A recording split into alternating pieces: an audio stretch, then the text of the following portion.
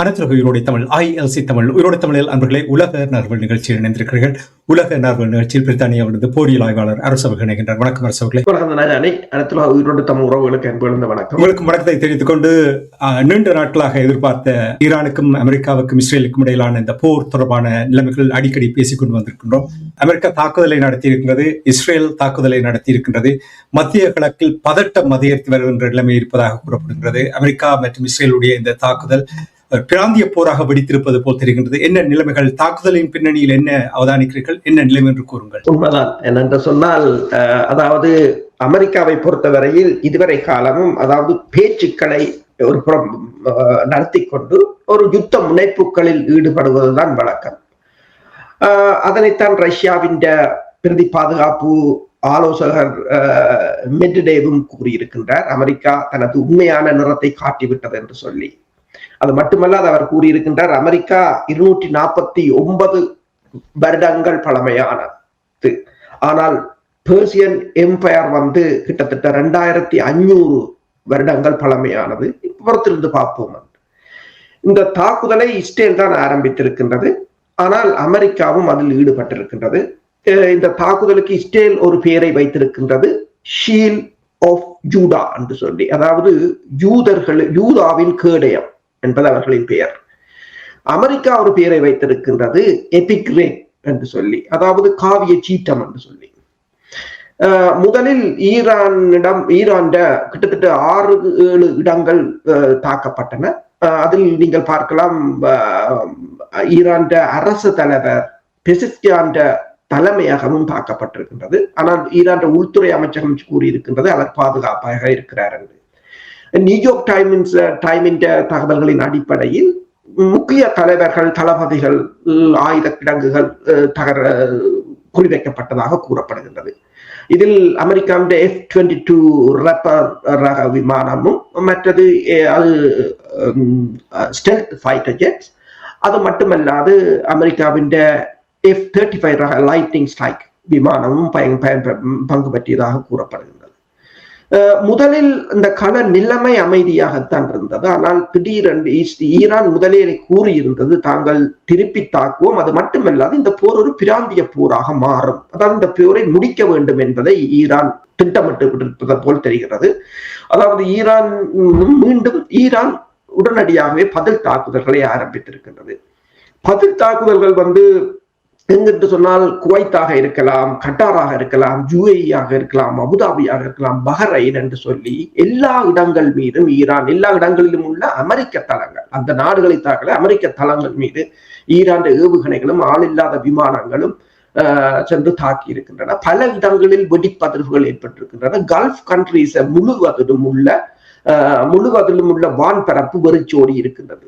இங்கிருக்கின்ற கட்விக் ஏர்போர்ட்ல இருந்து ஒருவர் போட்டிருக்கின்றார், தான் கட்டார் ஏர்பேஸுக்குள் உள்ளுக்கு இருக்கிறேன், ஆனால் பிளேனை எடுக்கிறார்கள் இல்லை, நான் நினைக்கிறேன் கேன்சல் பண்ண போகிறார்கள் என்று அவர் தனது அந்த ட்விட்டர் தளத்தில் போட்டிருக்கிறார்கள். முழு கல்ஃப் கண்ட்ரீஸும், சவுதி அரேபியாவின் தலைநகர் ரியாத் மீதும் வீழ்ந்திருக்கின்றது, அங்கு இருக்கின்ற அமெரிக்க தளம் மீது என்று சொல்லி. இதில் குறிப்பாக என்னென்று சொன்னால், பஹ்ரைனில் இருக்கின்ற அமெரிக்காவின் 5வது கடற்படை தலைமையகம், 5th Fleet of UN Navy என்று சொல்றது, அது கல்ஃப் கண்ட்ரியாக இருக்கலாம், செங்கடலாக இருக்கலாம், அரேபியன் கடலாக இருக்கலாம், இந்து சமுத்திரத்தின் ஒரு பகுதி, இவ்வளவுத்துக்கும் பொறுப்பான அந்த தளத்தின் மீது ஏவுகணை வீழ்ந்து வெடிப்பது அது அந்த இன்டர்செப்ட் பண்ணப்படவில்லை, உள்ளுக்கே விழுந்து வெடிப்பதை பல சமூக வலைத்தளங்களில் பலவற்றில் போட்டுக் கொண்டிருக்கிறார்கள். அதாவது போன தடவை போல ஈரான் இந்த முறை காத்திருக்கவில்லை, உடனடியாகவே பதில் தாக்குதலை ஆரம்பித்து விட்டது போலதான் தெரிகின்றது. இஸ்ரேலின் வடக்கு இஸ்ரேல் பகுதி, ஹைஃபா பகுதிகளில் புகை மண்டலமாக எழும்புவதும், இஸ்ரேலிய மக்கள் அனைவரையும் இந்த ஷெல்டர்களுக்கு இருக்குமாறு இஸ்ரேல் அறிவுறுத்தி இருக்கிறதையும் பார்க்கக்கூடியதாக இருக்கின்றது. அதே சமயம் நீங்கள் பார்த்தீர்கள் என்று சொன்னால்,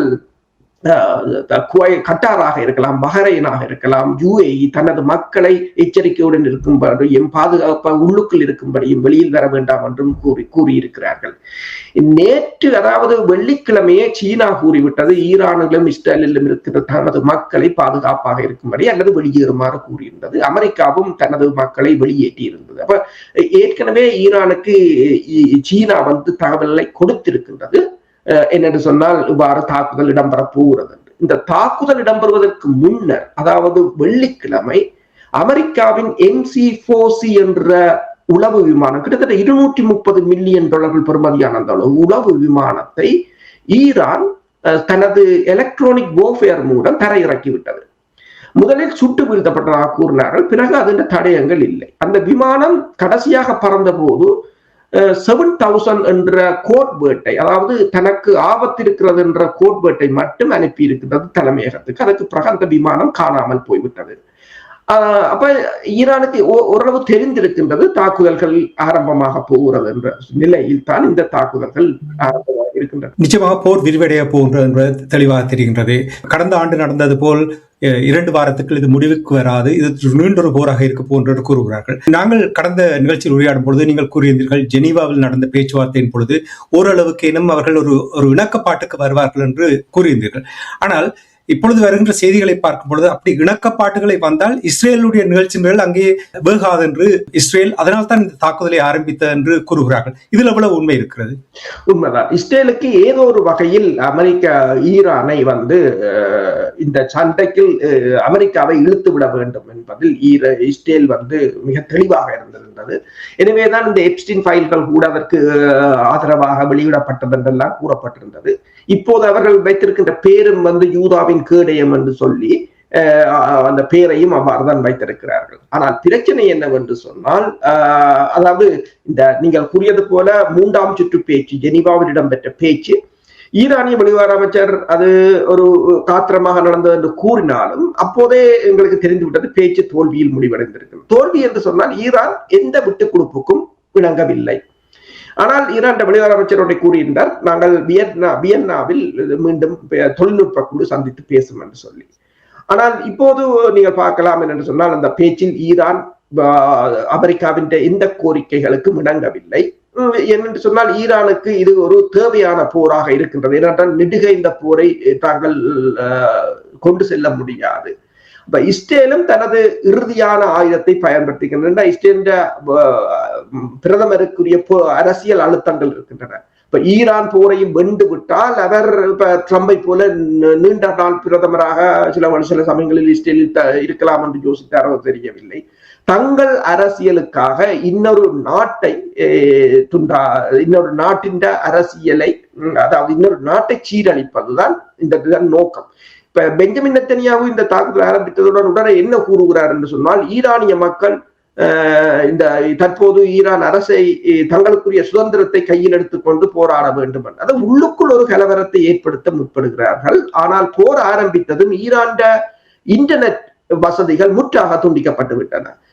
போன முறையை போல இந்த முறை உள்ளுக்குள் இருந்தான தாக்குதல்கள் எதுவும் இடம்பெற்றதாக இதுவரை தகவல்கள் இல்லை. நான் நினைக்கிறேன் சீனாவின் ரஷ்யாவின் ஆதரவுடன் வடகொரியா படையினரும் அங்கு நிற்பதாக கூறுகிறார்கள். இவர்களின் ஆதரவுடன் உள்ளுக்குள் இருக்கின்ற மொசாட்களை ஏற்கனவே களை எடுத்து விட்டது போலதான் தெரிகின்றது. இனி நேரடியாகத்தான் மோத வேண்டிய ஒரு கட்டம்.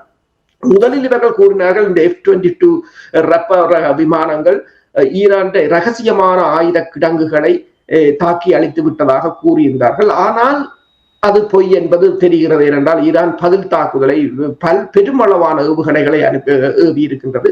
கட்டார் அரசு கூறுகின்றது தாங்கள் 2 ஏவுகணைகளை இடைமறித்து விட்டோம் என்று. ஆனால் அல் ஜசீரா போடுகிறது அது போட்ட 2 நிமிடத்தில் போடுகிறார்கள் பேருந்து 2 வெடித்திருக்கிறது கட்டாரில் என்று சொல்லி. அப்ப இன்னும் இப்போதும் தகவல்கள் வெளிவந்து கொண்டிருக்கின்றன. இன்னும் இது தொடர்பு இப்பதான் ஆரம்பித்திருக்கின்றது. இன்னும் இது தொடர்பான முழுமையான தகவல்களை பெற நேரம் எடுக்கும். நிச்சயமாக முழுமையான தகவல்கள் என்று வரும்பொழுது நாங்கள் தொடர்ந்து இன்னும் ஒரு நிகழ்ச்சியில் நாங்கள் முழுமையான தகவலை கொண்டு வர இருக்கின்றோம். சுருக்கமாக இப்ப நீங்கள் பெஞ்சமின் நெட்டன்யாஹு தொடர்பாக கூறும்பொழுது டெலவியில் இன்று ஒரு பெரிய போராட்டம் நடைபெற இருந்தது அரசாங்கத்துக்கு எதிராக. அந்த போராட்டம் நடக்கக்கூடாது என்பதும் என்னும் ஒரு விதத்தில் அவர் தன்னுடைய சுயநலத்துக்காக இந்த போரை ஆரம்பித்திருக்கிறார்கள். இப்ப கடந்த போர் நடக்கும் பொழுது அமெரிக்காவும் இஸ்ரேலும் கூறியது அவருடைய இலக்கு என்னவென்று சொன்னால், ஈரான் எந்த ஒரு விதத்திலும் அணு ஆயுதத்தை தயாரிப்பதற்கு நாங்கள் அனுமதிக்க மாட்டோம், அந்த இலக்குகளைத்தான் தாக்கினோம் என்று கூறினார்கள். ஆனால் அது தோல்வியில் முடிந்தது என்று எல்லோருக்குமே தெரியும். ஆனால் இப்பொழுது கூறுகிறார்கள் இந்த தாக்குதல் ஆட்சி மாற்றம், அதாவது இந்த ரெஜிம் சேஞ்ச் கொண்டு வர வேண்டும் என்பதற்காகத்தான் இந்த தாக்குதல் நடந்தது. இதை எப்படி பார்க்கிறீர்கள் நீங்கள்? உண்மைதான். என்னென்று சொன்னால் இதில் பெரிதாக இதில் யோசிக்க ஒன்றுமில்லை. அவர்களுடைய பிரதான திட்டம் ஆட்சி மாற்றம். அதற்காக ஏவுகணைகளை சாட்டுவார்கள், அல்லது அணு ஆயுதம் இருப்பதாக கூறுவார்கள், ரசாயன ஆயுதம் இருப்பதாக கூறுவார்கள். ஏன் நேற்று கூட மார்க்கோ ரூபியோ அமெரிக்காவின் வெளிவார செயலாளருக்கு கூறினார் என்று சொன்னால், ஈரானிடம் ஏவுகணைகள் இருக்கின்றன, ஈரான் அணு ஆயுதத்தை செய்கின்றது, அந்த ஏவுகணைகளால் தங்கள் அமெரிக்காவுக்கு அச்சுறுத்தல். அப்ப இப்ப அமெரிக்கா அதைத்தான் கலாநிதி விக்டர் காவ் ஒனுக்கு கேட்டிருந்தார் ஒரு கேள்வி. அவர் ஒரு படைத்துறை ஆய்வாளர். அவர் கேட்டிருந்தார் என்றால், இப்ப அமெரிக்காவின் கடலுக்கு பக்கத்துல ஈரான் போய் நின்று கொண்டு அமெரிக்காவிடம் ஏவுகணைகள் இருக்கின்றன, அமெரிக்காவிடம் அணு ஆயுதம் இருக்கின்றது, அது எங்களுக்கு ஆபத்தானது என்று சொன்னால் அதில் எவ்வளவு சென்சிபிளாக அது இருக்கும் என்று அவர் கேட்டிருந்தார்.